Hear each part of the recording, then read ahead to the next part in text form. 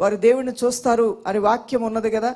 ఆ హృదయ శుద్ధి అనేది ఆయా రీతిలుగా మన జీవితాల్లో దేవుడు ఎప్పటికప్పుడే జరిగిస్తూ ఉంటాడు. మొదటగా ఎలా హృదయ శుద్ధి కలుగుతుంది? మన జీవితాలని యేసునాథుడికి అప్పగించుకున్న రక్షింపబడిన దినమునే మన జన్మ కర్మ పాపల నుంచి విడుదల. రెండవదిగా పరిశుద్ధాత్మ సన్నిధిని ఎప్పటికప్పుడే శుద్ధీకరిస్తూ ఉంటుంది. మూడవదిగా దేవుని యొక్క వాక్యము నిన్ను శుద్ధీకరిస్తుంది. నాలుగవదిగా నీ విధేయత. దేవుడు చేయవలసిన కార్యాలు దేవుడు చేస్తూ ఉండగా దానికి స్పందించాల్సిన బాధ్యత నీవే. ఎవరిలో విధేయత ఉంటుందో వారిలో విశ్వాసం ఉంటుంది. ఎవరిలో విధేయత ఉంటుందో వారు దేవుని చిత్తానికి అప్పగించుకుంటారు. ఎవరిలో విధేయత ఉంటుందో వారిలో అద్భుతాలు దేవుడు చేయటం ప్రారంభిస్తాడు.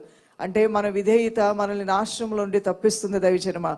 మన విధేయత వినాశనాలు మనకు దూరపరుస్తుంది. మన విధేయత దేవుని అనుగ్రహాన్ని పొందే విధంగా మనకు సహాయంగా ఉంటుంది. అందువల్ల ఎంతైనా సరే ఆ విధేయత కన్నా మన విధేయతకు ప్రాధాన్యత ఇవ్వటం మన జీవితాల్లో ఎంతైనా మేలని మీరు గ్రహించుకోవాలి. హృదయ శుద్ధి గల వారు ధన్యులు, వారు